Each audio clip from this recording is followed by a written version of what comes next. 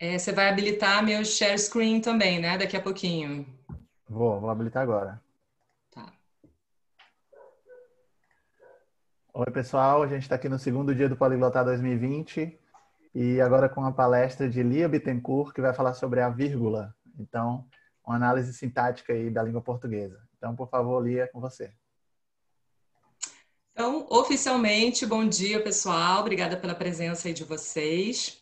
É muito bacana. Eu estou um pouquinho nervosa por causa da tecnologia, como eu estava falando um pouquinho antes, né? Lia, só Quando a mais um gente... comentário. Eu mesmo Diga. vou interpretar para inglês, tá? Então, se alguém quiser ouvir em português ou em inglês, pode escolher aqui nos canais de interpretação que já estão Ah, habilitados. Pode beleza. continuar, por favor. Tá bom. Gosto muito desse contato pessoal, né? Porque a gente vê a reação das pessoas, né? Você está em sala de aula, faz uma piadinha, as pessoas riem, né? Você está vendo isso. E essa coisa de online é muito difícil você ver, principalmente quando está compartilhando a tela, né? Então eu me sinto falando sempre muito sozinha, né? Sendo professora.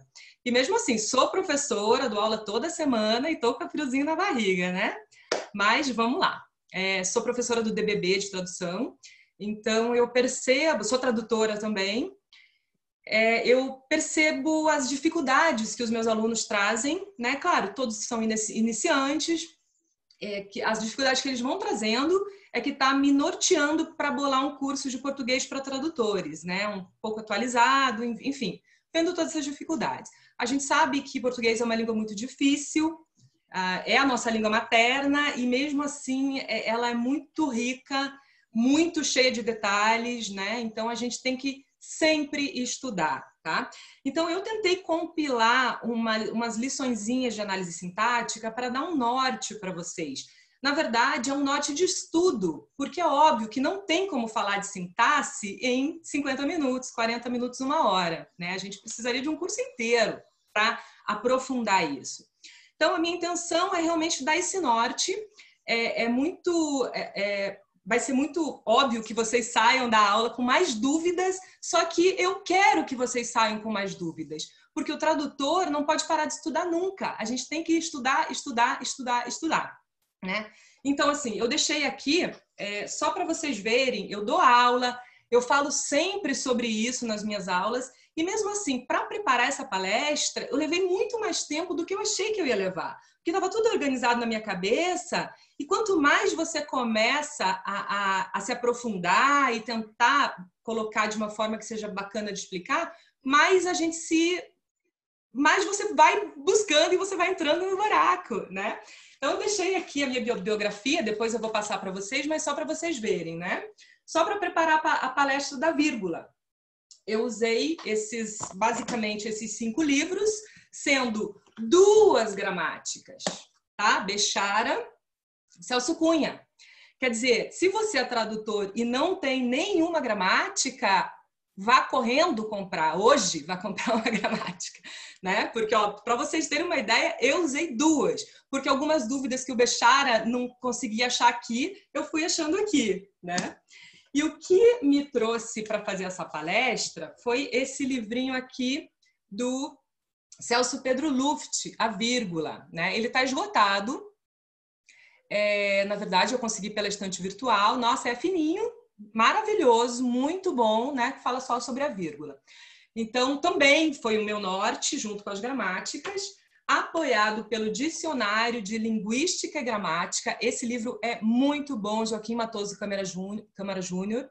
Tá? Esse livro é muito bom, traz definições básicas que a gente precisa ter como linguista. Comunicação e Prosa Moderna, Otton Garcia, que também maravilhoso, tem muita informação boa aqui, e um complementozinho do Bechara, que esse livro também é muito bom. Lições de Português pela Análise Sintática do Nildo Bechara. Enfim, só para vocês terem uma noção de como é difícil, né? Então, se vocês saírem daqui com mais dúvidas, vão atrás, vocês vão precisar se aprofundar além só dessa palestra, tá?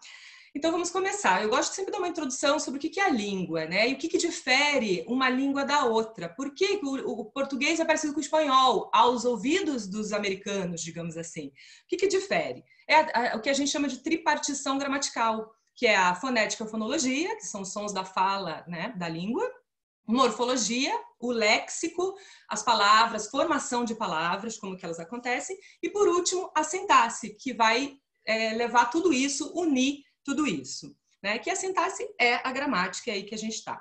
E a estruturação sintática é o objeto da sintaxe. Né? Por cima dessa tripartição ainda paira a semântica, que é a ciência do significado, e a estilística, que aí é digamos assim, um nívelzinho a mais, né? A gente tem que dominar tudo que vem antes primeiro, para depois, de certa forma, poder pensar na estilística. E eu costumo falar para os meus alunos que o tradutor é produtor de texto. Nós não somos autores, mas nós somos produtores de texto. Então, a gente precisa escrever bem, escrever certo. A norma padrão está aí para isso, né? Para normatizar, né? Para ter uma comunhão, é uma comunhão linguística. A gente não pode fugir disso, né? Então, para você poder buscar o seu estilo, você precisa entender. Até para você errar, você precisa entender. Para você poder buscar um regionalismo, uma coisa diferente, uma coisa errada, que às vezes tem no original uma coisa errada. E você precisa adaptar isso para a língua. Até para você errar, você precisa saber o certo primeiro. Tá? Então, essa é mais ou menos como que a gente, né, tem que pensar. Vamos lá. Eu, inclusive, ontem, uma tradutora bem conhecida, que é a Regiane Vinares, que é a tradutora de Stephen King no Brasil, ninguém menos, né? Ela publicou um texto até que fala um pouquinho sobre isso. Eu vou ler só um trechinho para vocês. Quando as pessoas perguntam para ela como fazer para ser tradutor. Sempre digo também que tem que estudar. Traduzir não é só saber 2 idiomas, e que não só saber, mas dominar, imperar, reinar sobre o português é tão ou até mais importante do que saber o idioma de origem, aquele do qual você quer traduzir. Então, para quem pode, tem que investir, quem pode investir, fazer curso, oficina, e agora as oportunidades online cresceram muito com a pandemia. E digo não só cursos de tradução, mas de gramática, de revisão e o que surgir e puder acrescentar à sua experiência. Tá? Então, quem está começando, a dica é sempre essa: estude, porque é isso que faz da gente sempre melhorar, em qualquer área, mas na tradução um pouco mais ainda, tá? Então, agora eu vou compartilhar a minha tela. Vamos lá. No PowerPoint, espero que vocês vejam direito, eu nunca fiz isso na minha vida. Por que ele não está aceitando o meu F5, Juliano? Será? Exibição.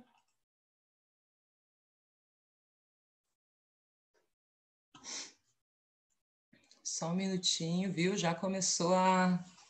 agora foi. Tá todo mundo vendo? Espero que sim. Oi, Lia, tá ótimo. Tá todo mundo vendo sim, viu? Então tá bom. Que bom. Bom, né, o título, né, para dar aquela pausa inconclusa nos textos nossos de cada dia, né? A pausa inconclusa, a gente vai falar um pouquinho melhor sobre isso agora, né? Eu achei esse muito interessante, foi ontem de uma colega que eu vi no Instagram, só para essa coisa de diferenciar uma língua da outra, né? Que a gente tem, como eu falei antes, essa tripartição gramatical, que é o que vai diferenciar uma língua da outra. E isso é um exemplo muito bom de vírgula, porque o inglês, ele sempre mostra essa vírgulazinha, né, antes do and, em qualquer ocasião. Mesmo as palavras de mesma classificação gramatical tem essa vírgulazinha, e o português não tem. Então, essa explicação é muito boa, né? Porque você vê, se não tem essa vírgula, por causa da inversão das ordens do termo do inglês, acaba causando essa confusão aí, né? Bem bacana essa imagem. Então, o que é a sintaxe? Como a gente já falou, né? As construções sintáticas são o objeto da sintaxe, e de acordo com a NGB, né, Norma Gramatical Brasileira, ela se divide em sintaxe de regência, nominal e verbal, que seria a regência verbal, né? Eu tenho interesse em, sou interessado em, estou apto a, né? Gosto de, preciso de. Sintaxe da concordância, nominal e verbal, que é basicamente desinência de gênero e número, que você sempre tem que falar, né? A menina é bonita. Nós temos essa dificuldade no português, que gera várias outras dificuldades quando vem da língua inglesa, que a maioria é neutro. Claro, eles têm o he e o she, mas os adjetivos, né, principalmente, salvo alguns que são duas palavras, não tem essa desinência, né? Então, isso também é uma questão. E a sintaxe de colocação, que é uma coisa muito importante na questão da vírgula, porque é a ordem das palavras na frase. E é isso que às vezes embanana. Se você tem uma frase na ordem certinha, é muito mais fácil de virgular, né? E é isso que a gente vai ver. Então, a princípio, uma revisãozinha básica da análise sintática do colégio que a gente tem. O que é a oração? Né? A oração é um períodozinho, unidade do discurso, marcado entre duas pausas, que pode ser vírgula, pode ser ponto e vírgula, pode ser dois pontos, e o ponto final, ponto de exclamação, né? Isso daí. Agora eu vou ler um trechinho do Bechara, tá? Só atestando o que eu falei antes, essa questão da diferenciação de uma língua para outra, né? A oração faz uso de elementos que a língua dispõe, os quais nem sempre coincidem de idioma para idioma, e vêm a formar o sistema característico desse mesmo idioma. É por isso que a gente tem que entender tão bem, né? Normalmente é sujeito e predicado, mas a gente tem oração desde um vocábulo, né? Sim, não, já é uma oração. Claro que é dependente do que vem antes, mas é uma oração. E até as frases mais longas, né, que são os períodos complexos que a gente vai ver agora. Mas, basicamente, sujeito e predicado. Dormimos. Uma oração. Pedro trabalha. Dormimos, a gente tem o sujeito aí, né, marcado pela desinência, o sujeito oculto, marcado pela desinência verbal aí da primeira pessoa do plural. Pedro trabalha. Maria come macarrão todos os dias, né? Ou seja, não tem limite para uma oração.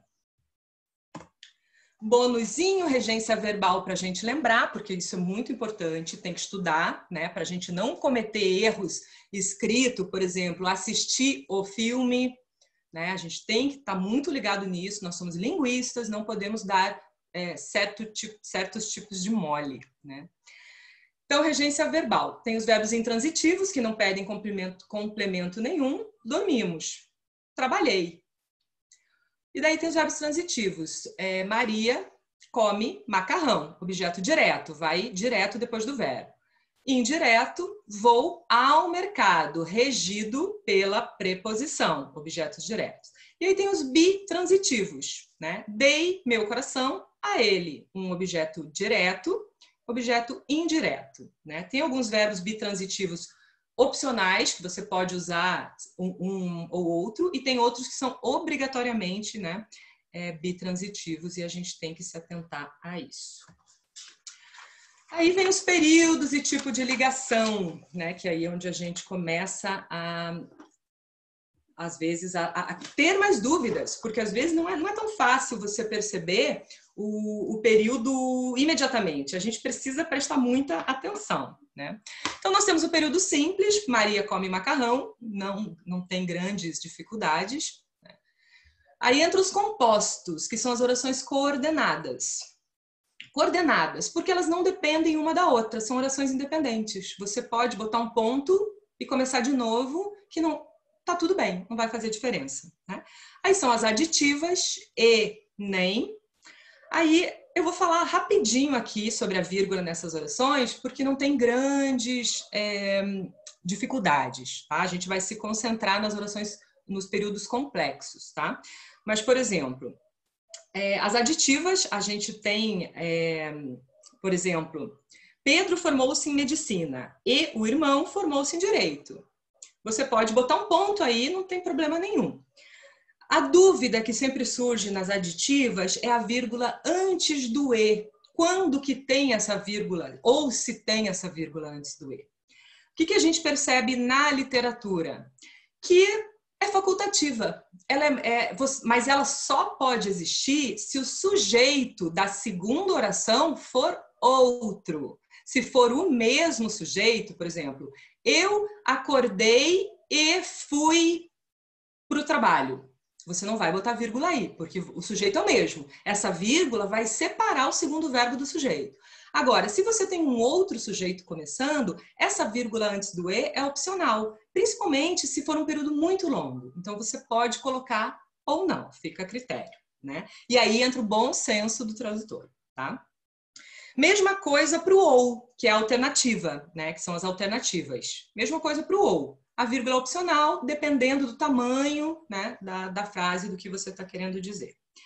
Porém, nas adversativas, porém, sempre tem a vírgulazinha antes, né? E muita gente esquece também dessa vírgulazinha antes do mas. Existe essa pausa e ela deve ser marcada por vírgula, tá?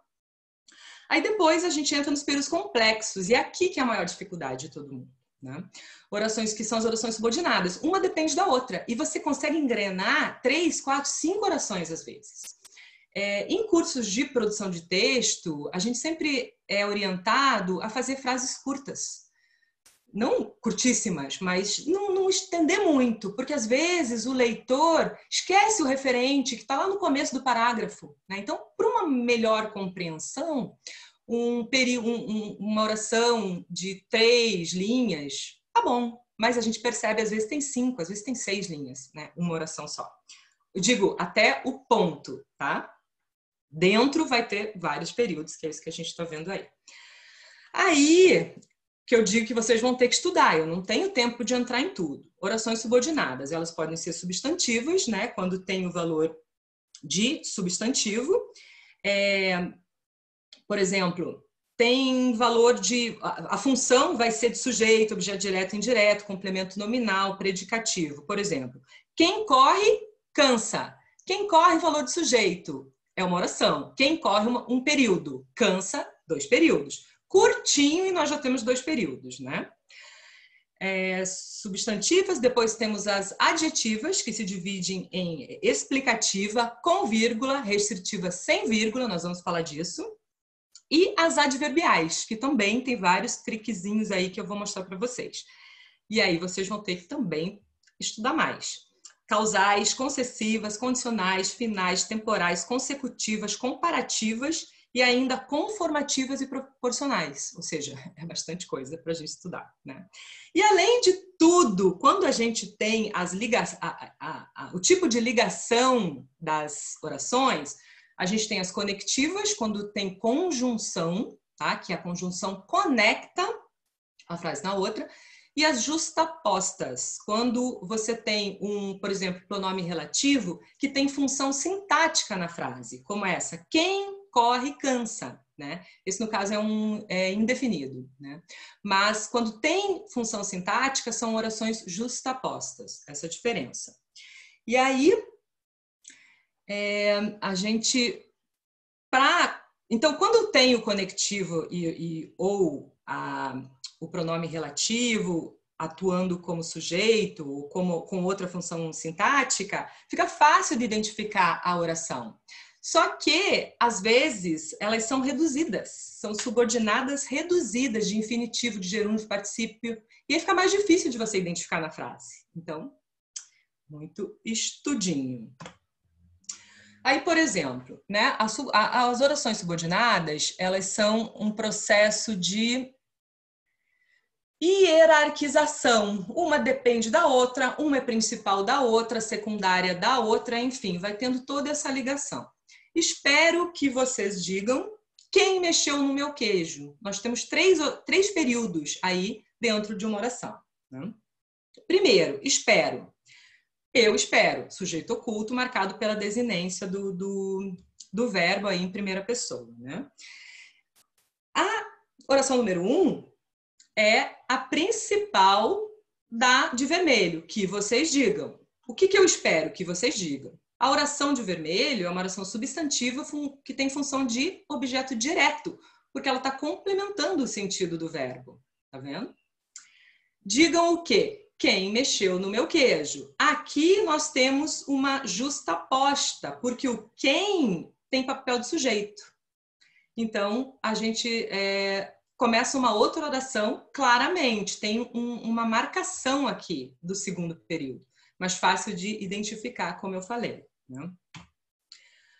A 1 é a oração principal da 2, que é a oração principal da 3. A 2 é subordinada a 1 e a 3 é subordinada a 2.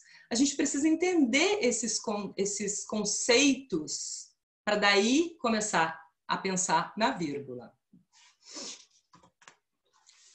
E aí a pontuação, né? Aí eu fui um pouquinho de história, eu sempre gosto de contar um pouquinho de história da língua, eu acho muito bacana e interessante, né? Sinais de pontuação datam de época relativamente recente, mas já existe alguns sinais desde os gregos, latinos e alta Idade Média, século V ao X, ou seja, recente mais ou menos, né? Já tem muito tempo que as colocam pontuação aí para melhorar a comunhão das ideias, né?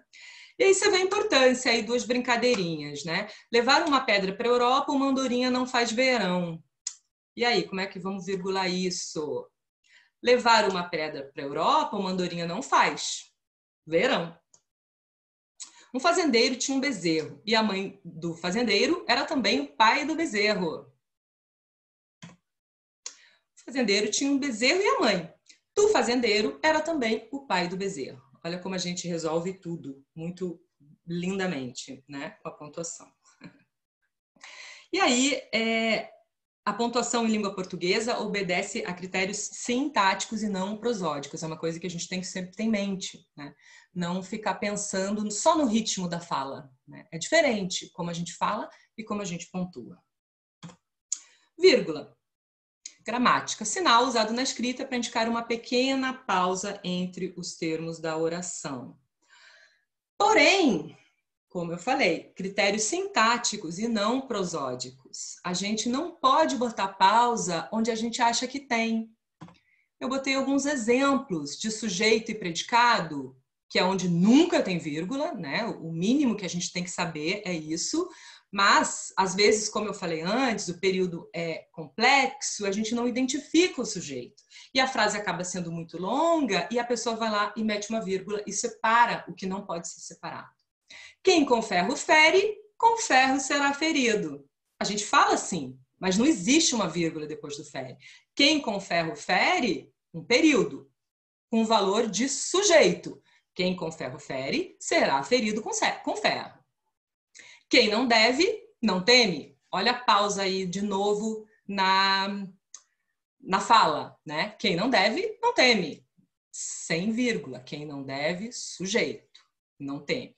Quem tem medo. Aí tem uma palavrinha oculta, né? Claro que a gente não fala, mas isso é muito do jogo de truco, né? Lá do Sul, eu sou do Sul, moro em Petrópolis hoje em dia, né? Quem tem medo. Também não tem pausa aí, né? Quem tem o sujeito, tem medo, predicado.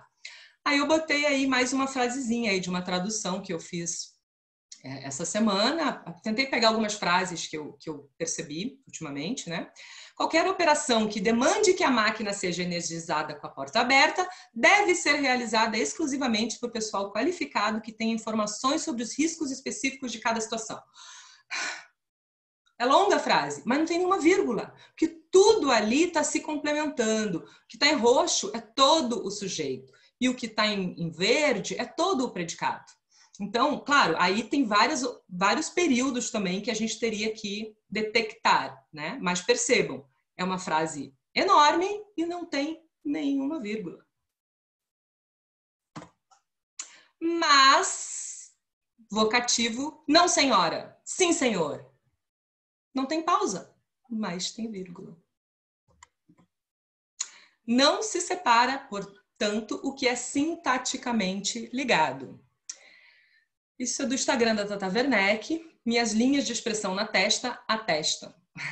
É claro, ela é uma comediante, tá? Não é o mérito da questão, mas exemplifica bem o que eu acabei de falar para vocês. Ela conseguiu separar o verbo do sujeito e do complemento, coisa que a gente não pode fazer nem em sonhos, né?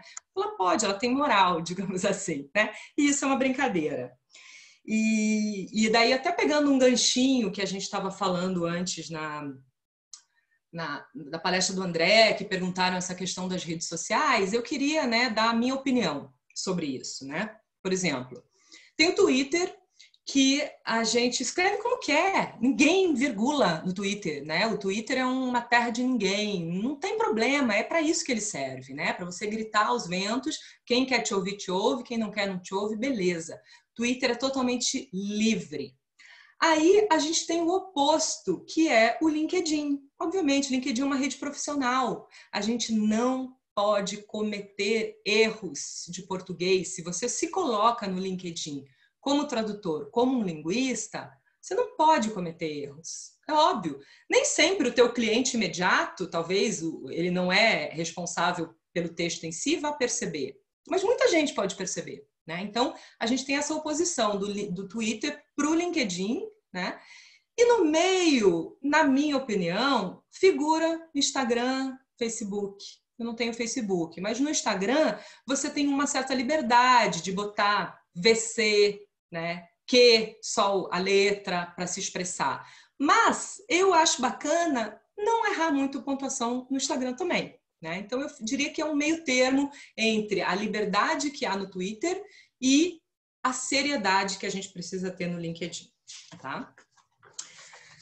A vírgula, então, utilizada em aposições, apostos, justaposições, por exemplo, orações adjetivas, a gente vai desenrolar isso daí. Assíndetos, que são a coordenação sem o coordenador, né? Quando você diz, por exemplo, eu estudo, vírgula, trabalho, vírgula, durmo. Você pode escrever assim, sem usar o E, né? O E seria o coordenador. Então, essa é uma oração assindética, sem coordenação. E vocativos, como eu falei antes, né? Sim, senhor, não, senhor. Na marcação de elementos marginais, intercalados ou deslocados de sua posição normal. Intercalados ou deslocados. É aqui que mora o grande problema da vírgula, tá? Como partículas e expressões de explicação,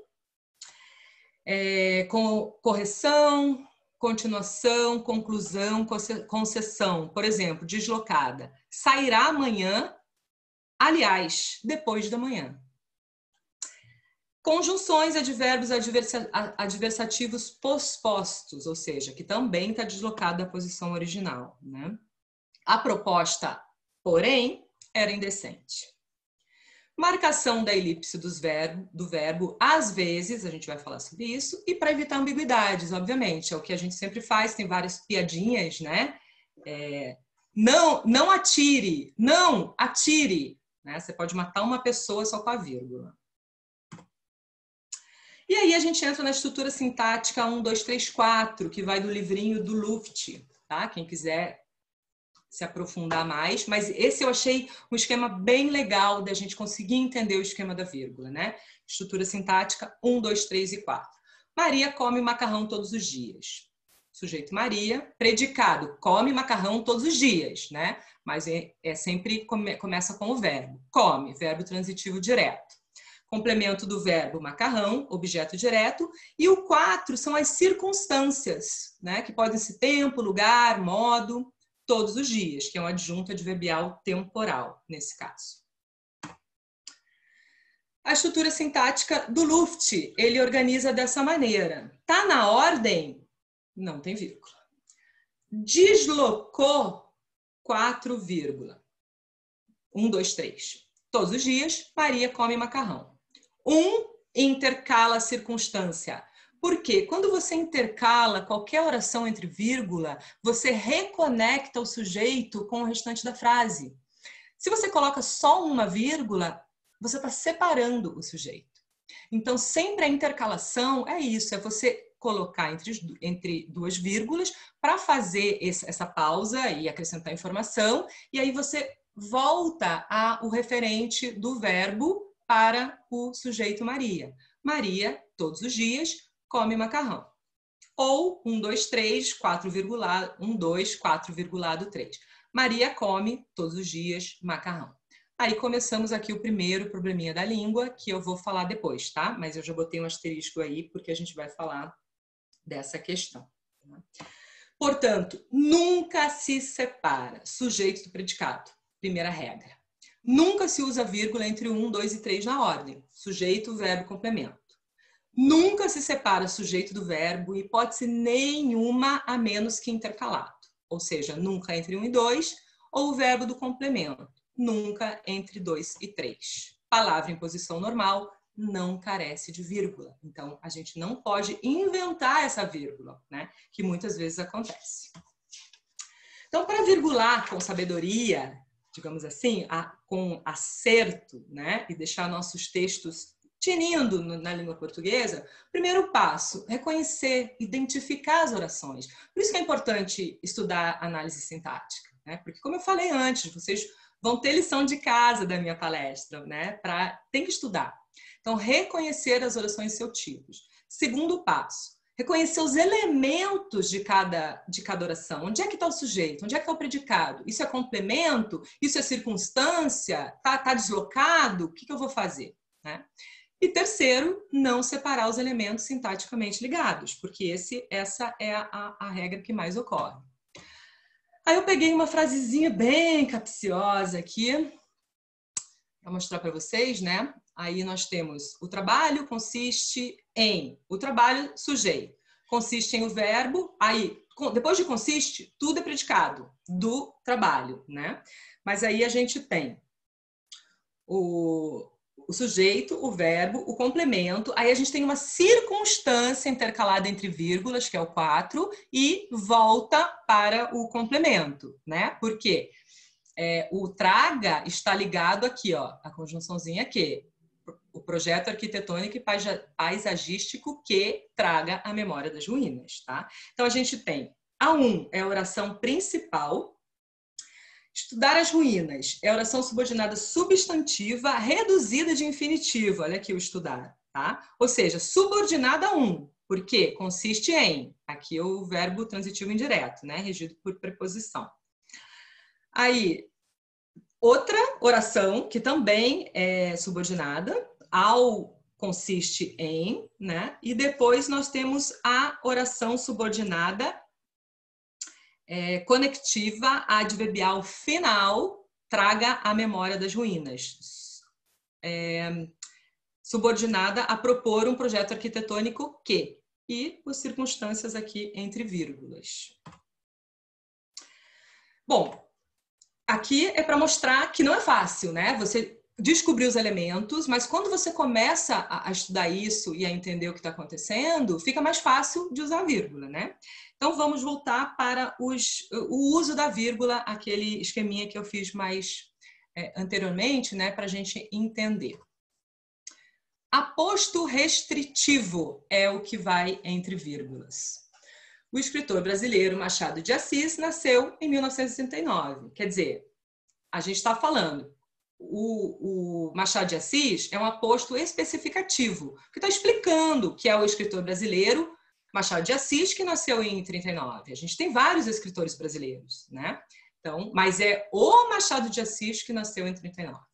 O criador de Capitu, Machado de Assis, nasceu em 1939. É restritivo, porque só Machado de Assis é o criador de Capitu. E é aí que vai entre vírgulas. E isso também pode causar muita confusão. Vocativo. Aqui, Railia, Helolia, esses três, é porque eu tirei sério de e-mails que eu recebi ultimamente para mostrar, né, que quem escreve inglês não separa o vocativo. E isso você vai ver muito na língua inglesa. Eu não sei necessariamente a regra deles, se existe essa vírgula ou não, e eles não põem, né? Mas a gente tem que colocar. Você vai mandar uma mensagem para alguém, oi, vírgula, fulano. Existe essa marcação. E aí, eu até coloquei de onde vem o vocativo, né? De chamar. Você precisa chamar essa atenção, você está chamando alguém. Olha a ambiguidade aqui. Vem muita gente, tipo chuva. Vem muita gente. Tirou a vírgula, vem muita gente, esquece a chuva, né? Você conhece Maria? Ou você conhece Maria? Mudou completamente. É outra frase. Ou seja, se usa vírgula. Quer dizer, não se usa vírgula, né, entre sujeito e verbo, entre verbo e complemento, a menos que esteja intercalada. Ó, sujeitos, perpetradores do Holocausto, pelo menos em tempos modernos, fizeram algo singular. Compareceram também pessoas da cidade. Compareceram também pessoas da sociedade. Olha o nosso asterisco aí de novo, nós vamos falar. Vou explicar essa questão, né? Tem algumas exceções. E a língua portuguesa está cheia de exceções. Adverbiais deslocadas. Então, a gente voltou para o período complexo, orações subordinadas adverbiais. Quando você desloca entre vírgulas. Isso também é de um trabalho que eu fiz essas últimas semanas aí, né? E eu botei aqui essa vírgulazinha em vermelho porque estava assim. Foi um trabalho de revisão. Estava assim, porque a pessoa pensa na pausa, né? Em uma relação dialética, cineasta e câmera ou funcionário e aparelho, pausa, estabelecem constante embate. Só que aqui, em uma relação dialética, é que é adverbial deslocada. Então, a vírgula está separando ela do sujeito. Agora, cineasta e câmera ou funcionário e aparelho, não, é o sujeito, continua o sujeito. Estabelecem constante embate. Não pode pôr a vírgula. Ordem normal, não vírgula. O emprego não me interessa se for nessas condições. Porém, jogou a circunstância para frente, se for nessas condições, o emprego não me interessa. O vizinho se mudará logo que tudo se resolva. Logo que tudo se resolva, vírgula, o vizinho se mudará. Mas, aí entrou aí o nosso asterisquinho, né? A gente fala em conjunções, locuções deslocadas. Em geral, você virgula. Só que os advérbios também têm essa função de partícula de inclusão, né? Como também, logo, muito. Óbvio que você nunca vai virgular muito, gosto, vírgula, muito, vírgula de você. Né? Então, tem essas exceções que, quando elas são partícula de inclusão, elas vão estar perto do elemento que elas mudam ou intensificam, né? Ou indicam alguma coisa. Né? E aí, a gente tem esse último exemplo aqui, que entra um pouco da estilística. Depois levaram Ricardo. Depois, tudo caiu em silêncio. Permitido também. Vai pela expressão da frase. Né? A gente tem essa possibilidade, mas não é regra geral, é exceção. Elipse do verbo. Aí muita gente confunde que, não, escondi o verbo, eu vou meter uma vírgula. Não, vou mostrar para vocês por quê. Sozinho, beleza. No céu azul, 2 fiapos de nuvens.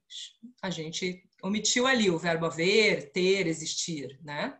Beleza, uma informação só. Agora, quando tem duas, que é onde o pessoal confunde, ou uma pausa maior, ponto e vírgula, ou sem vírgula, na elipse do verbo. O pai chamou a irmã, a mãe o primo.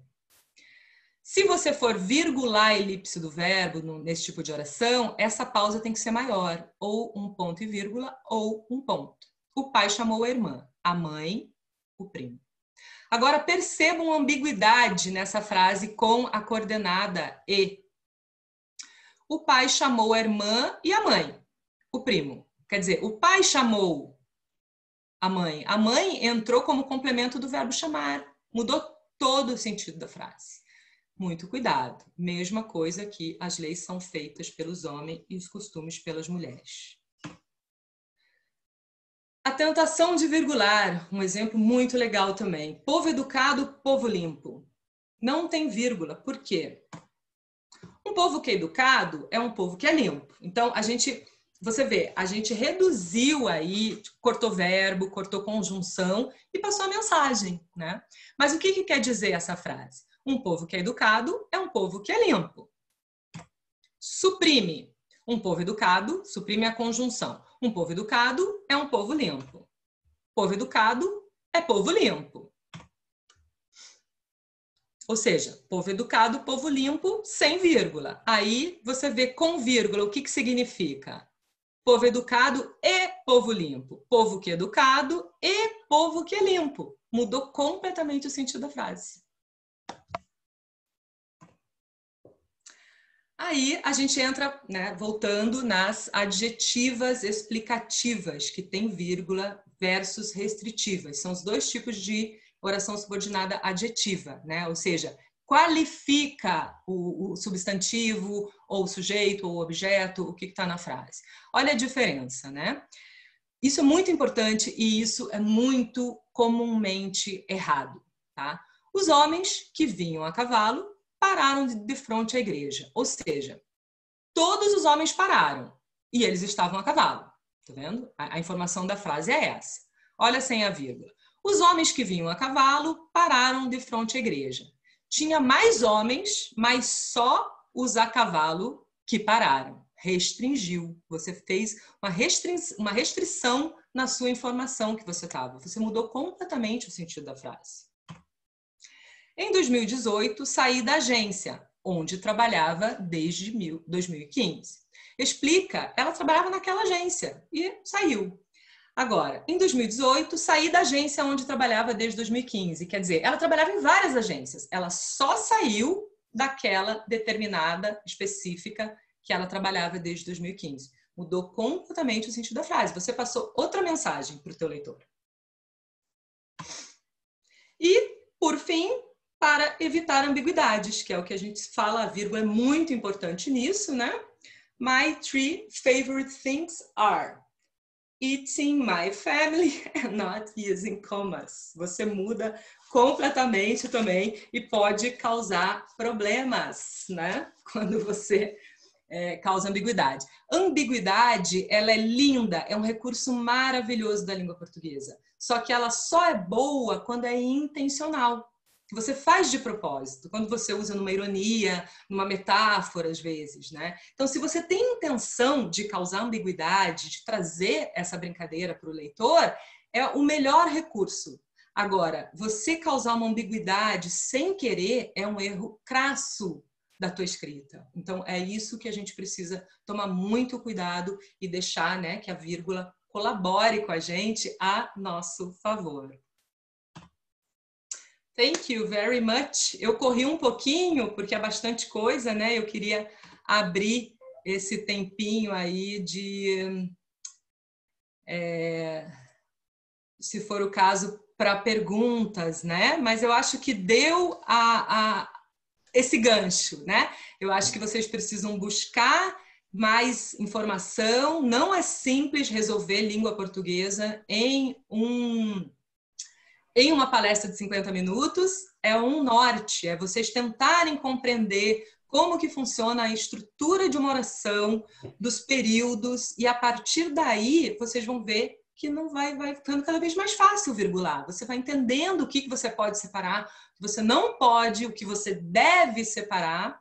E quando você entender isso bem, você vai abusar da estilística no teu texto para dar um tom ou outro, sem causar ambiguidade, sem mostrar muito erro, e assim fazer o seu texto traduzido ficar natural em língua portuguesa, como se ele tivesse sido escrito em língua portuguesa, que esse é o objetivo da tradução.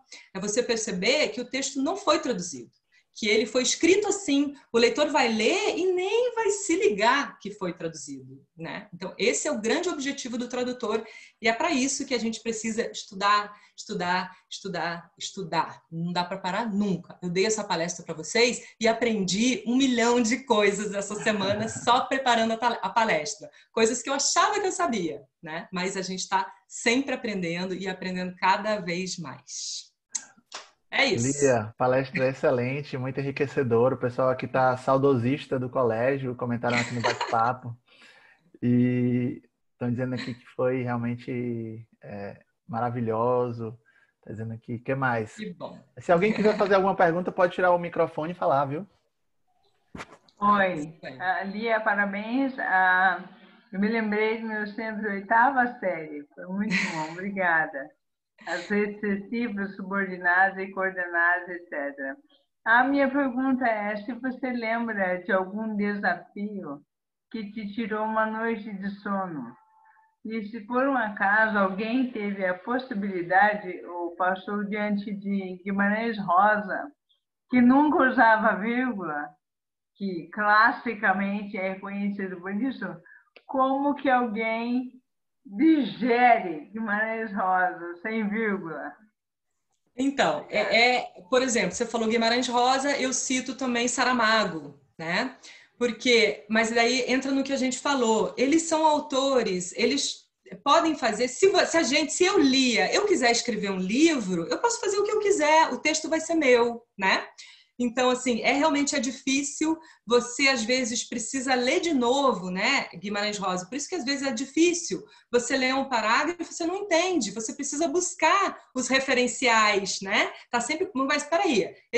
Isso que ele quis dizer aqui está relacionado com esse último referencial ou com aquele que estava no começo do parágrafo. Então, você tem que ler de novo. E muita gente desiste de ler por causa disso, né? Mas eles são autores, eles podem fazer o que ele quiser. Nós, como tradutores, a gente precisa, né, estar sempre... quer dizer, deixar tudo muito, muito, muito explicadinho. Você perguntou se me tirou o sono. Essa frase que é toda colorida que eu fiz para vocês me tirou um pouco do sono. Porque eu fiquei pensando nela, né? Quando eu decidi usar ela, que foi de um trabalho que eu fiz, né? Eu gosto de usar esses exemplos de práticos, digamos assim, né? Mas será que é isso mesmo? Será que é reduzido de infinitivo? E fiquei pensando nisso, né? De um dia para o outro aí, e daí fui na gramática, como eu falei, muita consulta, né? E assim, costuma me tirar o sono, porque eu fico pensando, e como eu estudei, eu fiz uma especialização em língua portuguesa, eu me sinto na obrigação de não errar nunca. Só que é óbvio que eu vou errar, eu não sou perfeita. Óbvio, eu sou humana, né? Mas assim, às vezes eu fico pensando e remoendo e como fazer, né? Enfim, claro, vai tirar o sono. A gente quer entregar um trabalho perfeito.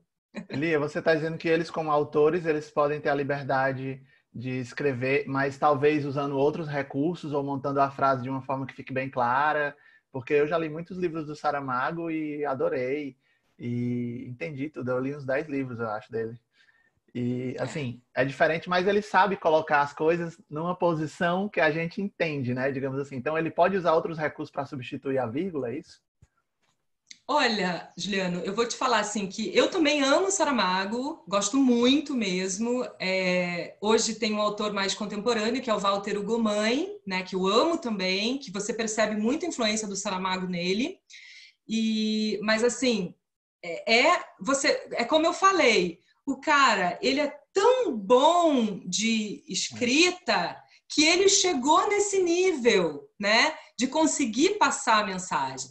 Mas eu vou te falar, você que gostamos de Saramago, é porque a gente gosta de estudar, a gente estuda. Eu conheço muita gente que largou Saramago também, porque tinha que ficar voltando para entender, entendeu? Então são 2 pesos e 2 medidas.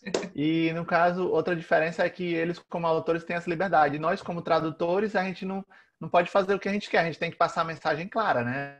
Assim, então a gente tem que usar os recursos que o povão, digamos assim, o público em geral vai entender melhor, né? E eu acho, assim, no meu ponto de vista, nós como tradutores, a gente tem muito essa obrigação. Porque, por exemplo, você vai traduzir um manual de chão de fábrica, por exemplo, né? O leitor daquele manual é uma pessoa que tem ensino fundamental, né? Às vezes nem completo, ele vai ler, ele não sabe se você está separando o sujeito do predicado. Só que a nossa função é entregar para ele um material de primeira, entendeu? Para que nem surja essa dúvida. A partir, de repente, de uma leitura de um manual de chão de fábrica perfeitinho, você está colaborando para que essa pessoa com pouco menos nível de instrução, né, ela se habitue a ler, entenda e até se comunique melhor, né? E até em contextos, por exemplo, de tradução jurídica, né, o próprio texto, né, tem que ter muitas redundâncias, tem que repetir de novo sobre quem está falando. Fulano, que é não sei quem, que é não sei quem, tem que repetir um bocado de vezes para não restar dúvidas, né? Com certeza. Tem uma pergunta aqui. Sim, pode falar, depois eu leio a pergunta. Não, a questão do texto jurídico, né? A gente sabe, os advogados são extremamente e desnecessariamente escrevem muito prolixos, isso, fugiu a palavra. Prolixos, desculpa se tem algum advogado, mas isso é fato, eles mesmos comentam isso entre si, né? E muitas vezes eles não acaba perdendo sentido, acaba embaralhando tudo, né? Então a gente tem que tomar cuidado para não fazer isso. Tem uma pergunta aqui da Bianca. Povo educado, vírgula, povo limpo. A vírgula é interpretado como elipse da conjunção e não como elipse do verbo é. Por quê? Porque, nesse caso, nós temos 2 orações aí, né? Povo educado é um período. Povo limpo é outro período, entendeu? Então, essa vírgula aí, você está separando 2 orações, né? E que não é o caso, porque você está dizendo que o povo educado é um povo limpo. Então, na verdade, essa vírgula está na elipse do verbo é. e não e, entendeu? Porque você tem que ir no princípio da frase. A frase é: um povo que é educado é um povo que é limpo. E a vírgula está representando esse é que une os dois períodos. Ah, então é o contrário do que ela disse, eu acho, né? Isso, é um pouquinho diferente. É porque ela pegou já a oração um pouco reduzida e substituiu a vírgula pelo e. Mas existe o verbo ali. Jessica Grant está perguntando, queria muito saber sobre vírgulas quando usamos travessão para marcar uma fala. Tive muitas dúvidas revisando um material recentemente. Vai antes, aí é que ela está dizendo, vai antes, dentro, depois, por exemplo, travessão, eu sei, travessão, disse fulano, travessão, também suspeitei disso. Então, o básico eu vou escrever aqui do lado. O utilizado é assim... Eu sei, quando você tem uma pausa, né? Você não está compartilhando a tua tela, viu? Só lembrando. Hã? Ah, você quer mostrar a tua tela, não? Não, eu estou escrevendo no chat, que daí acho que todo mundo consegue ver. Tá. Eu pensei que você estava querendo Quando você tem uma interrupção do narrador, o mais utilizado, você usa a vírgula aqui, ó. Também, você usa a vírgula depois do segundo travessão de pausa. Eu acho que você mandou uma mensagem privadamente para alguém e não para todos. Ah, peraí, não, acabou nem indo ainda. Ah, não foi, Ó, tá. Eu sei, disse fulano, travessão, vírgula ou ponto e vírgula. Quando for essa pausa inconclusa. Quando você tiver, por exemplo, eu sei ponto, ou ponto de exclamação, ou ponto de interrogação, ele fica próximo da primeira frase. Então aí poderia ter eliminado 2 travessões só botando mais uma vírgula antes ali, não disse, né? Não, se você não fizer a pausa do narrador. Agora, você tem que seguir, né? Se tem o descende, o verbo descende no original, você deve marcá-lo, né? Se existe essa pausa no original, a gente tem que manter o padrão, né? Então, isso é muito comum, né? Então, se for vírgula ou ponto e vírgula, vai depois do segundo travessão, né? Mas, se não, beleza, Jéssica. Mais alguém tem uma pergunta? Pode falar, viu, pessoal? Tenho sim, tenho uma pergunta, por gentileza. Oi, Elia, meu nome é Rosane. Olha só, eu adoro a língua portuguesa, mas tenho uma certa implicância com ela, entendeu? Talvez porque, estando no século XXI, metade da população brasileira não tem ainda rede de esgoto, e eu acho que a gente fica exacerbadamente preocupado. Mas, enfim, é o trabalho, a gente tem que, como você disse, tentar escrever bem, revisar bem. A minha pergunta é, eu posso substituir, por exemplo, nesse exemplo que você deu, ou em outros exemplos, se eu não quiser usar o travessão, no lugar do travessão eu posso aplicar vírgula? No caso de diálogo, né? Não. Isso, a menos que seja uma instrução específica do teu cliente dessa marcação de diálogo. Mas nós temos na língua portuguesa isso já consagrado na marcação de diálogos, o uso do 2 pontos, parágrafo, travessão. Tá? No inglês, os diálogos são marcados entre aspas. Né? Então, você vai pegar um livro em inglês, todos os diálogos estão entre aspas. A nossa função como tradutor, no geral, a menos que você tenha uma instrução, outra instrução do seu cliente, tá? Então, no geral, a primeira regra é marcar diálogos sempre com travessão. E aí precisa colocar a vírgula mesmo tendo colocado travessão? Precisa, porque esse travessão, nesse caso aí, disse fulano, você está fazendo uma interferência do narrador, né? Então, você está botando essa interferência do narrador entre a frase de quem está falando, tá vendo? Então, se na frase do falante tiver essa pontuação, ou vírgula, ou ponto e vírgula, você precisa marcar ela também, né? Porque você não pode esquecer da sua oração, você só está fazendo uma interferência, né? Você tem que deixar a frase pontuada corretamente. Ok, obrigada. Eu tenho uma pergunta. Você falou que a gente tem que estudar muita gramática e tal, mas assim, a gente pode estudar tanto gramática formalmente, com livros de gramática, ou pode ler muitos livros a tal ponto que você aprenda só lendo. Então, o que é que você acha? Eu acho que, claro, por que não, né? Tem muita gente que é autodidata e que tem essa capacidade, digamos assim, né? Sem nenhum problema. Mas eu acho que você, se né, você ir buscar as dúvidas sempre ajuda muito você ter esses livros de referência, né? E a gente tem muita coisa na internet, óbvio que tem. Eu, particularmente, assim, como a gente está sempre no computador, trabalhando aqui direto no computador, eu gosto de fazer essa pausa. Em vez de botar no Google, eu gosto de pegar o meu livro e folhear e olhar o livro, dar essa pausa da luz, ainda mais que eu sou super míope, né? Então, eu realmente gosto muito de consultar as fontes mesmo. Mas é óbvio que leitura te tira essas dúvidas, às vezes, subconscientemente ou inconscientemente, né? Se você lê muito, às vezes vem na sua cabeça meio que automaticamente, sem nenhum problema. Sim. E tem que ler. A E gente pelo precisa menos com a gramática a gente vai ter a confirmação preto no branco, né? E não só ficar, eu acho que é assim porque está aqui, né? E vai entender também como que funciona, né? Por que que é assim? Que nem eu trabalho com o Rafa, né? Que eu sou a revisora do Musical em Bom Português, do Rafael Oliveira, a palestra Rafael vai dar dele uma amanhã. palestra amanhã à tarde, galera, sobre tradução Isso. de músicas. Exatamente. Por que que a nossa parceria deu certo? Porque assim, eu não passo para ele revisado e pronto. Eu jogo um comentáriozinho ali e explico a regra para ele. Por isso que ele me ama. A gente não se conhece pessoalmente, mas tem uma parceria muito boa e ele já falou isso.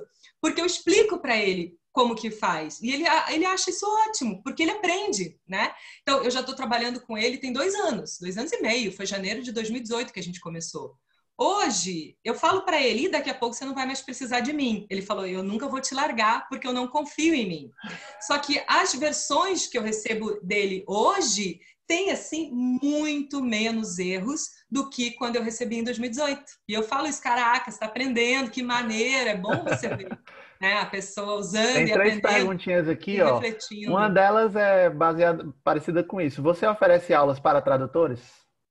Olha, eu gosto de dar aula, mas eu gosto mais de traduzir, tá? Então, eu sou professora do DBB, eu falo muito dessas regras para os meus alunos no curso de tradução e a gente está bolando aí um curso de português para tradutores, né? Que eu devo colocar à disposição no DBB, né? Conversei com o Juliano, a gente também está fazendo aí uma parceriazinha, né? Vamos ver como é que vai ser. Mas, assim, não, particular, assim, não dou muito não, porque daí eu acabo me embananando Mas se nas minhas alguém for aluno do traduções. DBB, pode, né? Você ser a Sim, aí... professora, né? Não, e eu sempre vou avisar, pessoal quiser me conectar lá no LinkedIn, né? Eu sempre vou avisar, quando abrir os cursos de português para tradutores, né? Eu vou disponibilizar lá. Aí a gente vai ter essa Outra opção. pergunta da Jennifer. No caso de autores cuja ausência de pontuação nos livros tornam-se uma marca, ao traduzi-los, é interessante manter essa marca ou é melhor traduzir segundo a norma culta e perder a marca do autor? Não. Você tem que manter o estilo do autor. Essa é outra questão da tradução, né? Você vai manter a marca e o estilo do autor. Tem uma curiosidade da tradução que, por exemplo, Paulo Coelho, né? Goste ou não, Paulo Coelho é um escritor de sucesso, né? Eu particularmente gosto porque eu gosto das histórias dele, né? A linguagem dele tal. Nem vamos entrar nesse mérito. Mas eu gosto muito das histórias dos livros dele. Ele tem uma cláusula sobre ponto e vírgula nas traduções internacionais, que ele pede para que não mudem os pontos e vírgulas dos livros dele, né? Quer dizer, ele pede isso e tem que ser assim, né?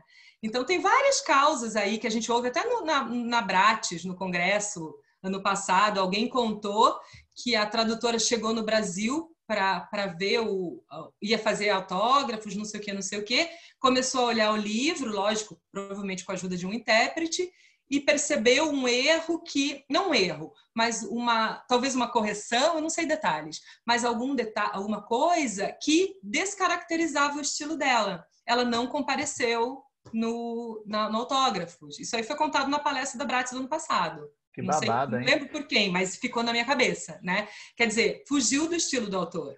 Então, como eu disse, essa questão da norma padrão e tudo é o princípio básico para você poder entender o estilo errado do original e conseguir traduzir no mesmo estilo. Você não vai conseguir manter o estilo se você não entender como é que funciona, né? Então, desencadeia essa questão.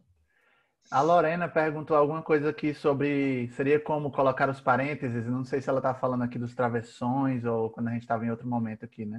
Eu acredito que sim. Não, não é como colocar parênteses, não. Se a gente está falando do diálogo,